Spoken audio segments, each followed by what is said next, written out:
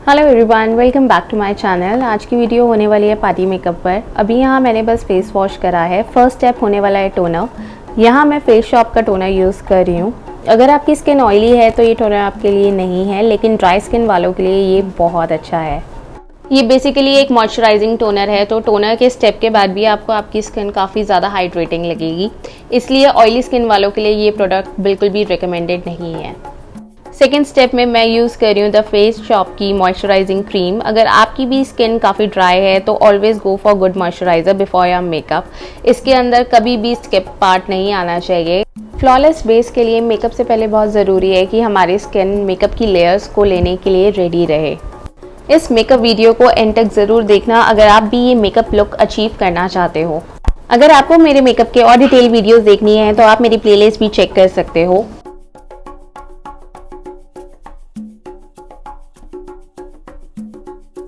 This is my kind of makeup. अगर मुझे makeup की काफ़ी सारी लेयर्स यूज़ करने हैं अपने फेस बेस पर तो मैं बिना फेशियल ऑयल के बेस रेडी नहीं करती।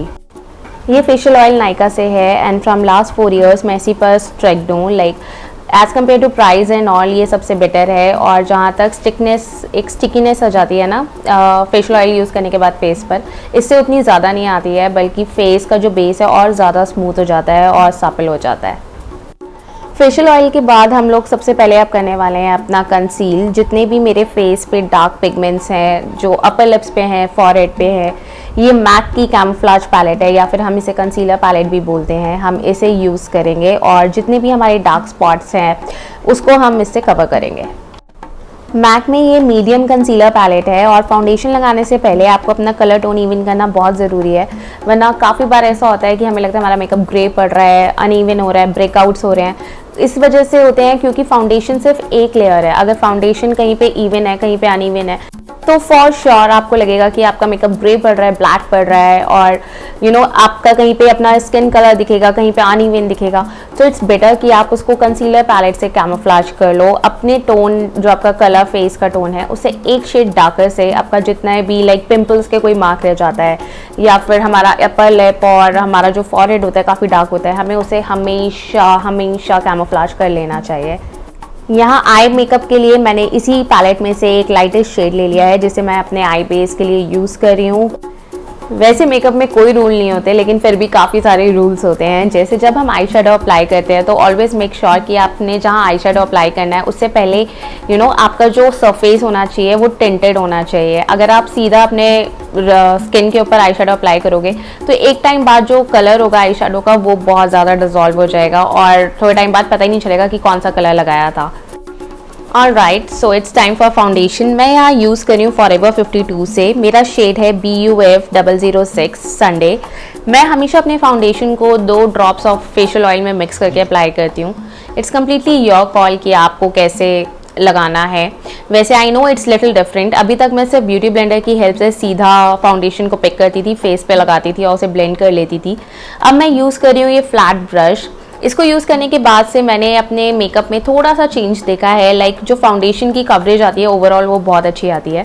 फ्लैट ब्रश से फाउंडेशन पिक करो, अपने पूरे फेस पर अप्लाई करो। देन एक बफिंग ब्रश जो फाउंडेशन ब्रश आता है उससे अपने पूरे फेस पे ब्लेंड कर लो।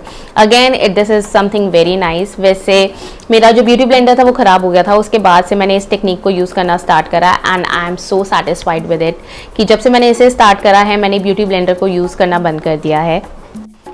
And yes, not completely, beauty blender का मेकअप करने में से कभी रोल ख़त्म नहीं हो सकता। जब हम इन बफिंग ब्रश को अपने फाउंडेशन सेट करने में यूज़ करते हैं तो एक लास्ट में फिनिशिंग टच देने के लिए हमेशा ब्यूटी ब्लेंडर काम आता है। तो येस, एवरी टाइम।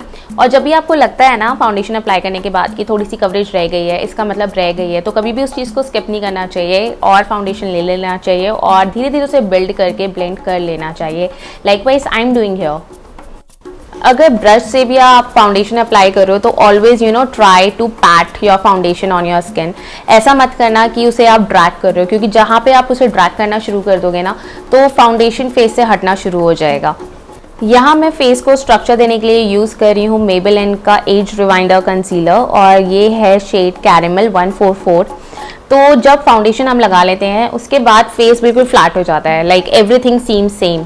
उसके बाद हमें कंसीलर की ज़रूरत पड़ती है जहाँ पे जो हमारे डार्कन शेड्स होते हैं उसको दोबारा से कंसील करने के लिए।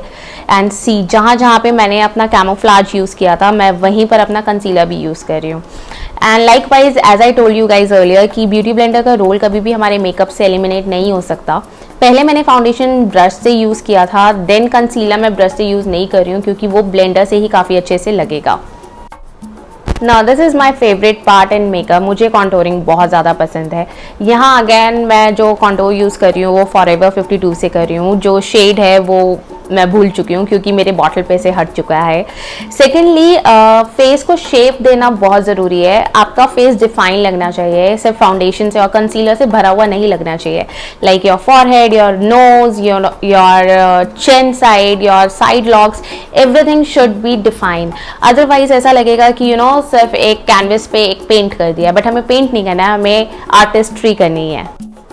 So this is something very important. अब आता है फेस को हाईलाइट करने का टाइम, और एक पाउडर हाइलाइटर से या फिर किसी भी एक बेसिक हाइलाइटर से हाईलाइट करने से पहले मैं हमेशा अपना फेस हाईलाइट करती हूँ एक कंसीलर से। जो मेरा स्किन टोन है उससे 1 या 2 शेड लाइटर कंसीलर। यहाँ मैं यूज़ कर रही हूँ मेबेलिन का जो है 122 sand. Like this is something 1 shade lighter from my skin tone. और जो भी मुझे अपने फेस पे फीचर्स को हाईलाइट करना है मैं वहाँ पे इसको अप्लाई करूँगी, देन उसको ब्यूटी ब्लेंडर से ब्लेंड कर लूँगी। यहाँ पर आई वुड सजेस्ट यू कि आप ब्रश का यूज़ मत करो क्योंकि जहाँ पर हमने कंसीलर को अप्लाई करा है हमें उसे सिर्फ उसी एरिया पे ब्लेंड करना है, अदरवाइज जो पूरा फेस होगा वो मिक्सड अप हो जाएगा। So likewise you are seeing कि जहाँ जहाँ मैंने अप्लाई करा है मैं उसे सिर्फ और सिर्फ वहीं पर ब्लेंड कर रही हूँ। थोड़ा सा एरिया कवरेज बढ़ जाता है लेकिन उसके बाद भी एरियाज इंटैक्ट रहते हैं। पर्सनली ये स्टेप मैं तभी करती हूँ या तो मुझे पार्टी में जाना होता है या फिर बहुत ही ग्लैम मेकअप करना होता है। बेसिकली नॉर्मल हाइलाइटर से हाईलाइट करने में प्लस कंसीलर से हाईलाइट करने में बहुत ज़्यादा फर्क होता है। ओवरऑल अभी जैसे ही ये पूरी ब्लेंडिंग खत्म हो जाएगी you will see by yourself कि फेस पर एक अलग ही लुक आ जाएगा। हाईलाइट फेस अलग दिखेगा, कॉन्टूर अलग दिखेगा, प्लस कोई भी आपको कवरेज वाला ऐसा कोई पार्ट नहीं दिखेगा जो रह गया हो या कुछ। ओवरऑल बहुत ही इवन सटल एक बेस रेडी हो जाएगा। Again I would say this thing कि अगर आपको अपने मेकअप में लेयर्स ऐड करनी है लाइक कंसीलर की, camouflage, foundation and everything, characters, तो डू मेक श्योर कि आप अपने फेस पे, अगर आपका फेस ड्राई है तो उस पर ऑयल्स हो, मॉइस्चराइज़र हो, प्राइमर हो। मैंने अभी इस फेस मेकअप में प्राइमर यूज़ नहीं किया है क्योंकि मैंने ऑयल को यूज़ किया है, प्लस जो मेरा टोनर था वो भी मॉइस्चराइज़र बेस का था। अदरवाइज अगर आपका ड्राई स्किन है तो आप सिर्फ टोनर के बाद सीधा प्राइमर से भी जा सकते हो। प्राइमर में आप थोड़े मैटी फिनिश के प्राइमर्स ले सकते हो। Now it's time to apply translucent powder. ये मैं शुगर का यूज़ कर रही हूँ। इसके साथ ये एक पफ आता है जिसके हेल्प से ये बहुत इवनली अप्लाई हो जाता है, ज़्यादा क्वांटिटी में भी नहीं आता है, और प्लस जितने भी फाइन लाइंस वगैरह सब है तो ये उसको बहुत अच्छे से मर्ज कर देता है, तो कुछ भी ऐसे ऊज आउट होके नहीं दिखता है आपको। यहाँ पर एप्लीकेटर एक बहुत बड़ा रोल प्ले करता है, तो ऑलवेज डू ट्राई कि अगर आप पाउडर बेस में कुछ लगा रहे हो तो उसे ब्रश से ना लगाकर पहला जो आप लेयर लगा रहे हो उसे किसी पफर से या फिर इस तरह के कॉम्पैक्ट एप्लीकेटर से लगाओ। इससे क्या होता है, क्वांटिटी भी कम आती है और प्लस जो आपका एक लिक्विड फेस हुआ होता है ना वो बहुत अच्छे से मैटिफाई हो जाता है। और इस स्टेज पर आपको मेकअप लॉक करना बहुत ज़रूरी हो जाता है, अदरवाइज जो मेकअप है अगर आपको स्वेटिंग हो या कुछ हो वो मेल्ट होना शुरू हो जाएगा। तो मेल्ट होने से पहले या फिर मूव आउट करने से पहले आपको इस स्टेप को करना ज़रूरी है। आफ्टर 2-3 मिनट्स आप एक ब्रश की हेल्प से, एक लूज पाउडर ब्रश की हेल्प से जितना भी एक्सेसिव है उसको डस्ट ऑफ कर सकते हो। प्लस अगर आपको लग रहा है कि पूरे फेस पे वो एक स्प्रेड करना है तो आप उसे भी स्प्रेड कर सकते हो, बट ब्रश हमेशा एक सेकेंड स्टेप में ही आएगा। फर्स्ट स्टेप में हमेशा बेस के लिए वही यूज़ करेंगे।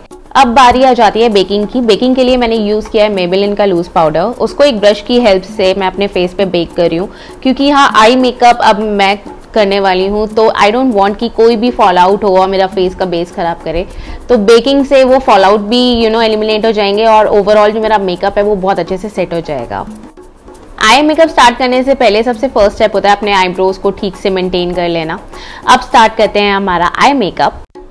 यहाँ मैं सबसे पहले एक ब्राउन टोन फैमिली में से शेड ले रही हूँ जिसे मैं अपने क्रीज पर अप्लाई करने वाली हूँ। क्रीज पे बहुत अच्छे से इसे ब्लेंड करना है, likewise I am doing over here.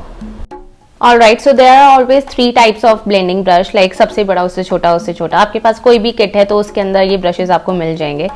The thing is कि आपको सबसे बड़ा वाला ब्रश लेना है और उसको अपने क्रीज पे ब्लेंड करना है। और जैसे आपको कॉर्नर में वी दिख रहा है, एक्चुअल आर्ट अब यहाँ से शुरू होगी। हमें एक छोटा ब्लेंडिंग ब्रश लेना है और ब्लैक कलर को उस वी पे बहुत हल्के हल्के से बिल्ड करना स्टार्ट करना है। लाइक यू सी, जो आउटर वी है मैंने उस पर हल्का हल्का सा ब्लैक कलर दिया है और उसको बिल्ड करा है। सेम वाइज हम इसके बिल्कुल पैरेलल जाएंगे और जो हमारा इनर वी है वहां पर भी हम सेम कलर को अप्लाई करेंगे। यहाँ पर पेशेंस की थोड़ी ज़्यादा ज़रूरत पड़ेगी क्योंकि अगर हमने कलर को कुछ ज़्यादा डिपॉजिट कर दिया तो वो बहुत ज़्यादा मैस हो जाएगा और चाहकर भी हम उसको ठीक नहीं कर पाएंगे।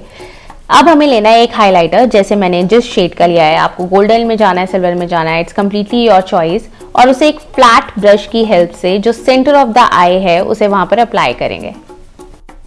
लिड पर उसे मर्ज करने के बाद बहुत अच्छे से हम अपनी से फिंगर की हेल्प से उसे मर्ज करेंगे।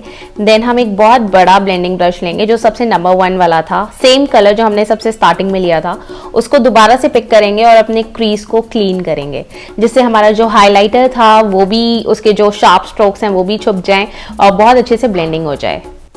Now it's time to put highlighter. यहाँ मैं मैक का हाइलाइटर यूज़ कर रही हूँ और हाइलाइटर फैन ब्रश जो होता है उससे अपने ब्रोज के नीचे अप्लाई कर रही हूँ। एंड सी स्टेप के बाद हमें सबसे पहले अपना लाइनर लगा लेना है। देन उसके बाद फिर से ब्लैक कलर लेना है जो स्टार्टिंग में लिया था और उसको अपने गीले जो आईलाइनर है उसके ऊपर फ्लैट ब्रश की हेल्प से मर्ज करना है।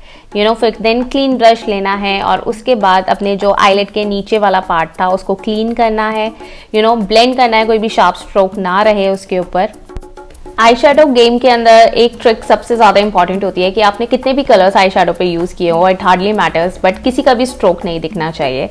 Now it's time to just clean your makeup. एक लूज ब्रश लेना है और उसकी हेल्प से जितना भी डस्ट ऑफ आपका आई शेडो आया है या कुछ भी आया है आप उसे क्लीन कर लोगे, सब कुछ डस्ट ऑफ कर दोगे। Again you have to be like very very gentle with the strokes कि उसको आपको अगेन ड्रैग नहीं करना है, बहुत हल्के से हाथ से बहुत विद लाइट प्रेशर उसको सब कुछ डस्ट ऑफ कर दोगे। Now it's time for some blush. ये मैं यूज़ कर रही हूँ कलर बार का और इसका कोड है 009 coral craving. Again very peaches और पिंक्स ब्लशेस में जो लुक आता है वो बहुत अच्छा आता है, डजेंट मैटर आपने क्या वेयर करा है। लिपस्टिक मैं यहाँ यूज़ कर रही हूँ फेसेस की in the shade of cashmere. Again very very nice lipstick. मैं हमेशा इस लिपस्टिक का बेस देती हूँ और उसके बाद जो भी इस पर इफेक्ट देना होता है, लाइक ऑम्ब्रॉय देना है या फिर एक डिफरेंट कलर का टच देना है, that completely depends on the dress which I am wearing. यहाँ पर मैं यूज़ कर रही हूँ stepping out. Again this lipstick is from smash box. तो दोनों चीज़ों को मिक्स करके कुछ ऐसा सा शेड निकल कर आया है। So this is my lipstick hack. मैं कभी भी एक लिपस्टिक को फुल फ्लेज नहीं लगाती है, it's always with some other base. और फेसेस का कैश्मीर एक बहुत अच्छा बेस है, न्यूड विद पीच। अगर इसका बेस हो तो उसके ऊपर आप कोई भी लिपस्टिक का बहुत अच्छा सा इफेक्ट दे सकते हो और स्टेपिंग आउट उसके ऊपर लाइक बहुत ही अच्छी जाती है, like cherry on the top. Again थोड़ा सा टचअप करना है, एक्स्ट्रा डस्ट ऑफ निकालना है, कोई क्रीज है उसे सेट कर लेनी है क्योंकि अब हम बहुत इंपॉर्टेंट स्टेप करने वाले हैं and that is fixing spray. Fixing spray लगाने से पहले आपको ये ध्यान रखना है कि आपके फेस पे कोई भी स्ट्रोक नज़र ना आए, क्योंकि अगर वो नज़र आया तो जहाँ पे आप उसे फिक्स करोगे वो एज इट इज़ हो जाएगा। फिक्सिंग स्प्रे लगाने से पहले एक हाइलाइटर वाला पार्ट भी पूरा कर लेते हैं। यहाँ पे अगेन मैंने लिया है मैक और इसका कोड है soft and gentle. Again this is one of my favourites. मुझे यही पसंद आता है when it comes to highlighting my face. तो एज यू रिमेंबर हमने फेस हाईलाइट कंसीलर से भी किया था और सबसे लास्ट में हमने इसे हाईलाइटर से भी किया है। तो जब आपको फुल फ्लेज ग्लैम मेकअप चाहिए हो तो there are always 2 steps to highlight your face, तो इन स्टेप्स को मत भूलना। सेकेंडली अब हम जल्दी से चलते हैं अपने फिक्सिंग पार्ट की तरफ, सारा टचअप वगैरह करके। यहाँ मैं फिक्सिंग स्प्रे के लिए यूज़ करने वाली हूँ कुछ डिफरेंट। अगेन जैसे मैंने आपको बताया था this is my party makeup, तो मैं नॉर्मल फिक्सिंग स्प्रे यूज़ नहीं करूँगी। मैं यहाँ यूज़ कर रही हूँ शुगर का। ये मैंने अभी रिसेंटली परचेज़ करा था और दो मुझे इतना ज़्यादा भी पसंद नहीं आया बिकॉज इससे पहले मैं अर्बन डिके के हाईलाइटर का यूज़ कर रही थी। बट इसके साथ सिर्फ एक प्रॉब्लम है कि इसका जो स्प्रे का स्ट्रोक है वो काफ़ी ज़्यादा बड़ा है, तो फेस पे जब आप इसे स्प्रे करते हो तो जैसे आप इसे स्प्रे करोगे एक मोमेंट ऐसा आता है कि आपको लग रहा है आपका मेकअप तो नहीं खराब हो गया, and I will show you कि वो किस तरह से छोटे छोटे छोटे से स्पॉट्स बन जाते हैं। बट इसमें डरने की बात नहीं है, ये जो स्पॉट्स हैं वो विद इन लाइक 5 मिनट्स ये सब डिसअपेयर हो जाएंगे और सिर्फ एक हाईलाइट और शिमर वाला पार्ट रह जाएगा। सो आई होप आपको ये वीडियो अच्छी लगी हो, और अगर आप पसंद आ गई हो तो प्लीज़ इसे लाइक कर दे। किसी भी बारे में कुछ पूछना हो तो कमेंट सेक्शन में आके मुझसे पूछ सकते हैं, और अभी तक अगर आपने मेरा चैनल सब्सक्राइब नहीं किया है तो प्लीज़ इसे सब्सक्राइब कर दे। Thank you.